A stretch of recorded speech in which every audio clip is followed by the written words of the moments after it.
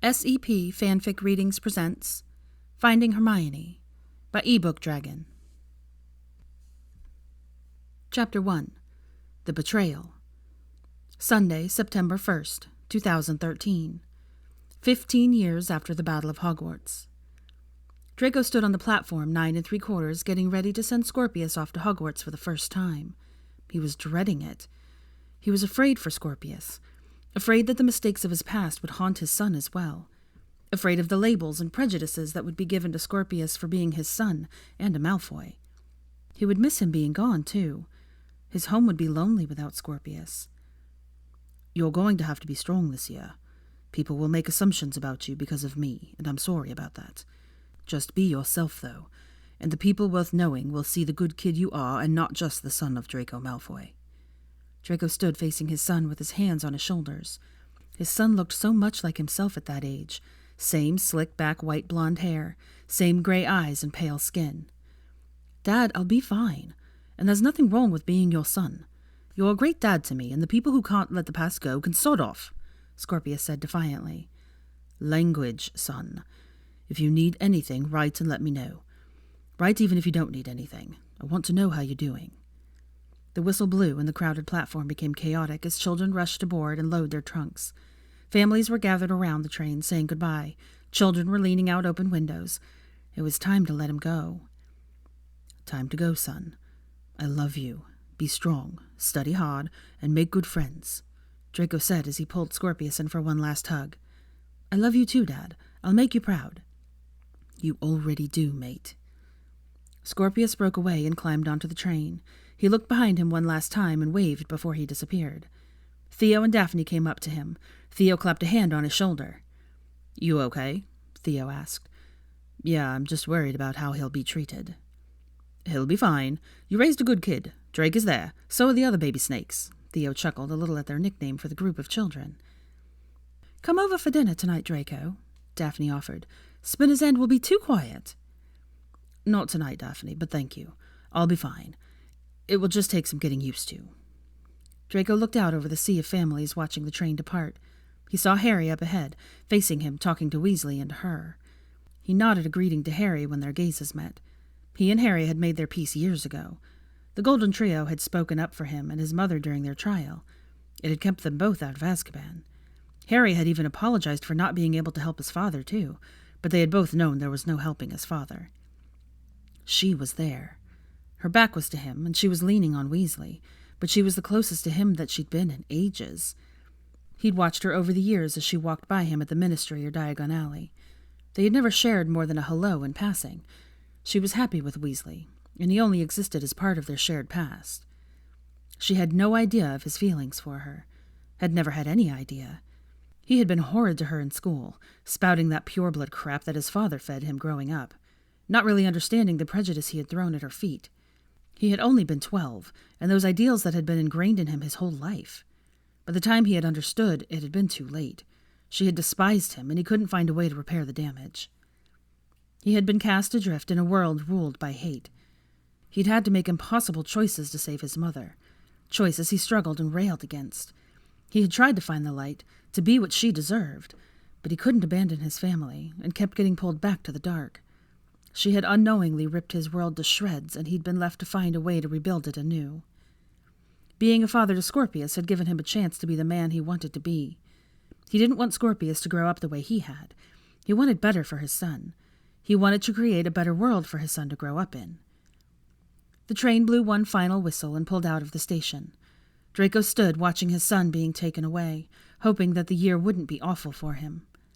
Theo and Daphne said goodbye to him. He said goodbye distractedly to them, still gazing at the train as it made its way around the bend and out of sight. He was about to turn and go when he saw a little red-haired boy break free from his harried mother and go barreling into Weasley, screaming, "Daddy!" Hermione took a step away from Weasley, her back still to Draco.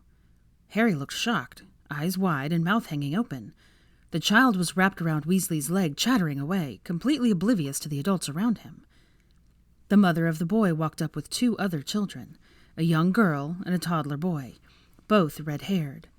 He was horrified to see that the plump, harried woman was lavender brown.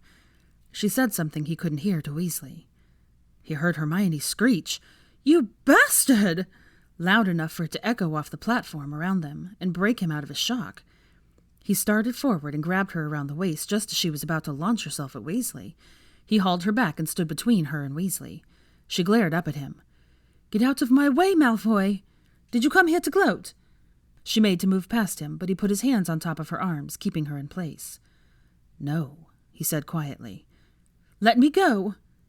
"No, you can't do this in front of the children. Your daughter is standing right there." He nodded over to where Rose was standing, half hidden behind Ginny. "Hermione, I know you're furious. I know he deserves whatever you planned on throwing at him, but you can't do it in front of your daughter." "I hate it when you're right, Malfoy," she said angrily. "I know, Hermione. Summon your Gryffindor courage and take your daughter's hand and walk away with me right now." "Why should I go anywhere with you?" "You saved me once. Let me return the kindness." "Fine." She took her daughter's hand. Weasley was pleading with her to let him explain, but she ignored him. He tried to make a grab for her, but Draco stepped in front of him to block her. He got up in Weasley's face. "Don't you touch her," he ground out, low and dangerous. "I stopped her from hurting you for the sake of her daughter. I won't stop her again. I'll even help her next time." He turned and walked over to Hermione and her daughter, touched them both on the shoulder, and disapparated them all to his home. They materialized into the foyer of Spinner's End. "Where are we?" she asked as she took in her surroundings. The walls were cobalt and light gray striped. The floor, staircase, and entries leading to various parts of the house were all dark walnut. "Spinner's End, my home," he said. "You don't live at Malfoy Manor?" "No, I'll explain later. Come on, let's get some lunch. I think your daughter may be hungry." He led them into the dining room. The room was done in a similar color scheme as the foyer. Solid navy blue walls with silver vines climbing up the walls, walnut floors, gray leather chairs, and a lighter walnut table that looked like it could comfortably seat 20. Large bay windows covered one wall and looked out onto the lawn. Plates and food were set waiting on the buffet along the other wall. "Expecting company?" Hermione asked. "No, Tansy must have seen us arrive," he responded. "Who is Tansy?" Hermione asked. "Welcome home, Master Draco. Did Master Scorpy get on the train okay?" The subject of her questions walked into the room. "Hello, Tansy. Yes, he's off to school now. Tansy, this is Hermione and her daughter Rose," Draco said to Tansy. "Hermione, Rose, this is Tansy." He introduced them to the house elf. Tansy looked like many of her kind. Large eyes, large bat-like ears, and gray skin. Unlike other house elves, she was wearing a bright pink tutu, leotard, and ballet slippers instead of a dish rag. "Hello, Tansy. It's nice to meet you," Hermione said. "Hello, Mistress Hermione and Miss Rose. May I help Miss Rose get some lunch?" "It's just Hermione and Rose. No need for the Miss and Mistress." "Good luck with that," Draco snorted. He had tried for years to get her to stop calling him Master. She always looked at him, said, "Yes, Master," then kept doing as she wanted. Hermione ignored him. "And yes, you can help Rose, thank you." Tansy led Rose over to the buffet. He heard Rose speak for the first time. "Are you a ballerina? I like ballerinas. They're pretty and can dance pretty," she said. Tansy filled a plate for Rose and herself and sat down at the table together, eating and chattering away. Hermione watched them in fascination. He watched her, trying to gauge her reaction. She turned and looked up at him. "Your house elf is dressed like a ballerina." "She's free. She wears what she wants." "You have a free house elf?" she said incredulously. "I'm not my father, Hermione. She also eats at the table with us as part of the family. She is family. I wouldn't have been able to manage the house and raise Scorpius after Astoria died without her help." "That's very progressive of you. I heard about your wife. I'm sorry for your loss." "Thank you. It was a very long time ago. Come, let's get some lunch, and you can pepper me with all those questions I can see swimming around in that brain of yours." "I don't pepper." "You do. You're not the brightest witch of our age because you waited around for people to volunteer information. Questions aren't a bad thing." They grabbed plates and filled them with salad and sandwiches. He held out a chair for her to the right of the head of the table. He sat down in his customary seat at the head. They ate in silence, listening to Rose and Tansy further down the table. "Why do you live here, not the manor?" she asked after a few bites. "Would you want to live there?" he asked. She shuddered at the question. My mother has done a lot to redo the place over the years, but I had a hard time being there right after the war. All the atrocities committed there. I just couldn't do it. I inherited this from Professor Snape and decided that I would rather live here. Snape left you a house? He was my godfather. I think he wanted me to have a place I could go to if I ever needed a home. You're a Malfoy. Why would you ever need a home? If I hadn't been forced to save my mother, I would have become disinherited, a blood traitor. He stared at Hermione as he said this, daring her to call him a liar. She chose to change the subject. You have a free house elf. How did that happen? Tansy came to the door right after I moved in here. Astoria and I were engaged. The house was barely livable, and I didn't have the time or the knowledge to get the house in order. I hired her on the spot. When Astoria died, she helped me take care of Scorpius. Mummy, can Tansy and I go play ballerinas? Rose asked them as she came up to where they were sitting. I don't know, honey. Maybe she'll be fine with her, Draco said quietly. Okay, go ahead and play, Hermione relented. Are you done eating? Let's go to the study. You'll be more comfortable there.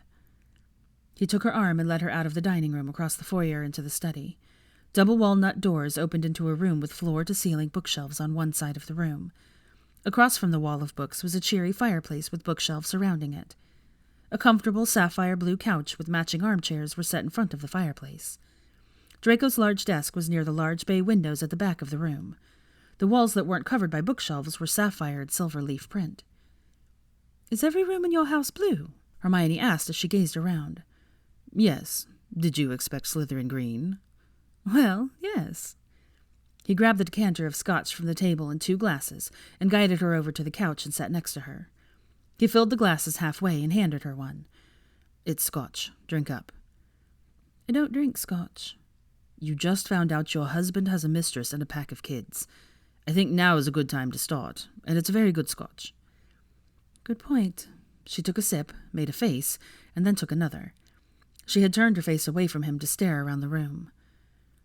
You can let go of that Gryffindor courage now. You've been holding it in a long time. It's time to let it out. He reached over and touched her shoulder, gently massaging her. She turned to face him, tears running down her face. Why? I don't understand why he would do something like this.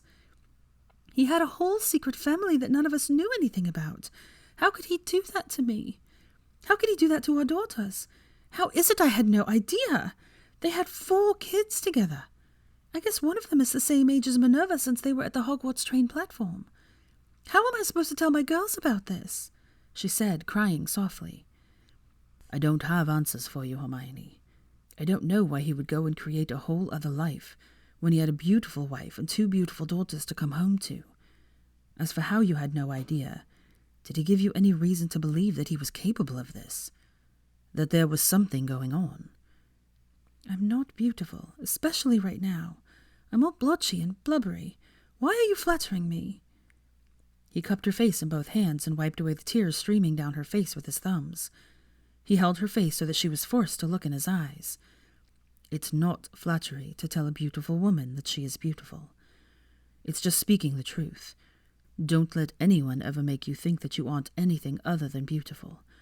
Even when you've been crying, you're still beautiful. You've had something terrible happen to you that shattered everything you thought you knew, and it may take you some time to pull the pieces back together. But that doesn't change who you are. You are still a beautiful, smart, and courageous witch who is an amazing mother. Other things may change in your life, but those things will not. Hermione started crying in earnest, deep and grief-stricken sobs. Draco pulled on her shoulders, and Hermione launched herself into Draco's chest, wrapping her arms around his neck, and sobbed into his chest. Draco picked her up and settled her more comfortably on his lap. He wrapped an arm tight around her waist, rested his chin on the top of her head, and stroked her hair with his other hand. It broke his heart to hear her cry like this. He would have given all of the money out of his vaults and Gringotts to keep her from ever having to cry again. He hated that she was crying over Weasley. He was furious that Weasley had betrayed her like this. He regretted not fighting for her years ago. She wouldn't be going through all this if he had. Hermione pulled back to look at him once she had calmed down. Draco tenderly wiped away her tears. Hermione looked at the large wet spot on his dark gray shirt and cringed. I'm sorry. I think I've rather soaked your shirt. Don't worry about it. It's just a shirt. Draco waved his hand and cast a quick wandless scourgify on the wet spot, so Hermione wouldn't be too uncomfortable leaning against him. He gently pressed her back down so that she lay against his chest again. What am I supposed to do now? Where are Rose and I supposed to go? I can't be near Ron right now, she said against his chest. You can stay here for as long as you want. She reared up off his chest to look at him. You can't be serious. I can't stay here.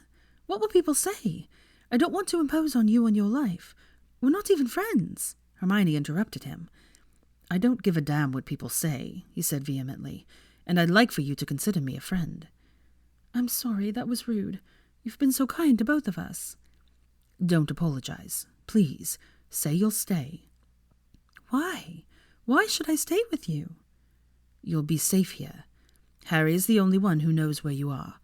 There's no one here who's going to pressure you to do anything before you're ready, or coerce you into making decisions while you're vulnerable. Your presence could never be an imposition. Say you'll stay, please. Say you'll stay and let me take care of you. He hoped he hadn't pushed her too far by asking that she stay. I can take care of myself. I'm not some damsel in distress. I know you can take care of yourself. You're the most capable which I know. That doesn't mean that you shouldn't have to right now. Letting others care for you doesn't make you weak. Say you'll stay, please. I'll stay. And thank you. Thank you for saving me on the platform and taking care of us and letting me soak your shirt. They ate dinner together that night. He got to know Rose better. She really was an adorable child. She climbed up into his lap after dinner and politely demanded that he read her a story. Hermione tried telling him that he didn't have to, but he waved her off. He took them to his study and had Rose pick out a book of Scorpius's. They read together on the couch until Rose fell asleep. He carried her up to Scorpius's room and they tucked her into his bed. Are you tired, or would you like to go back down and have another drink with me? He asked. I don't think I can sleep yet. Let's go get sloshed. He laughed at her answer. Let's see what we can do about that. They sat watching the flames dance in the fireplace, not talking. Draco had given her more scotch. He refilled her glass when she emptied it, and refilled his own as much as he refilled hers. They were both a little drunk. Hermione was chewing on her lip, deep in thought. Tell me what you're thinking, Draco finally said. My marriage is over. I'm not going to take him back. I don't care what his explanation is. Explanation? Oh, let me explain away cheating on you for at least 12 years and siring 4 children. I don't need a bloody explanation, raged Hermione. Good. The anger was coming. Draco remained silent and let her rage. Hermione had grabbed one of his silver throw pillows and was beating it with her fists. He had a feeling it would never be the same after she was done mauling it. He didn't care. She could rip the entire room to shreds if it made her feel better, though he doubted it would come to that. Hermione would sooner rip her own arms off before she damaged a book. That bastard! 13 years of marriage! 13 years of me supporting his stupid Quidditch dreams after he decided that being an Auror wasn't for him. I practically raised our daughters by myself while he was touring with the team. I guess now that I know he wasn't touring and practicing as much as I thought. I never once suspected that he could be out screwing around. God, how could I have been so stupid and blind? Draco spoke now. He wasn't going to let her blame or disparage herself for this. Best to stop it now before it got worse. You're not stupid. Quite the opposite. He was your husband. You trusted him. You trusted him to be true to you. He violated that trust. It doesn't make you stupid for trusting him. You should be able to trust your spouse with everything. I'm going to hex his balls off the next time I see him, and anyone else who gets in my way. She glared at him, knowing he had stopped her before from doing just as she threatened. Provided there are no children present this time, I may just help you. How about a nice slugulus erecto hex? I'm sure he'll have a fun time vomiting up slugs again, Draco replied. Don't make fun of me, I mean it. So do I. He deserves whatever punishment you decide to throw at him, and I plan on throwing a few myself while you're not looking. She smiled at that. That's quite Slytherin of you. Once a snake, always a snake, he laughed. Draco took the drink from Hermione's hand and set it back down on the table with his. It's late. It's been a long day. I think it's time for bed. Do you need a calming draught, or are you drunk enough to sleep okay tonight? He asked. I'm probably drunk enough to sleep through a parade right now. Thanks for that. I'm going to have one hell of a hangover tomorrow. He walked over to his desk, pulled 2 green vials out of the drawer, and handed her one. Here, it's hangover potion. Drink it now and you won't have a hangover tomorrow. Draco drank his vial down, and Hermione followed. He set the vials down next to the glasses. Tansy would clean them up in the morning. Draco escorted Hermione up to her room and opened the door for her. Hermione hugged him goodnight, and they stood just inside the doorway. Thanks for rescuing me today, she said against his chest. No thanks are necessary. I'm glad I was able to be of service to you. Good night, Hermione. He ran his hands over her hair. Good night, Draco. He went to bed and lay there staring up at the ceiling. She was here in his house, just across the hall from him. She was leaving that lying, cheating bastard of a husband.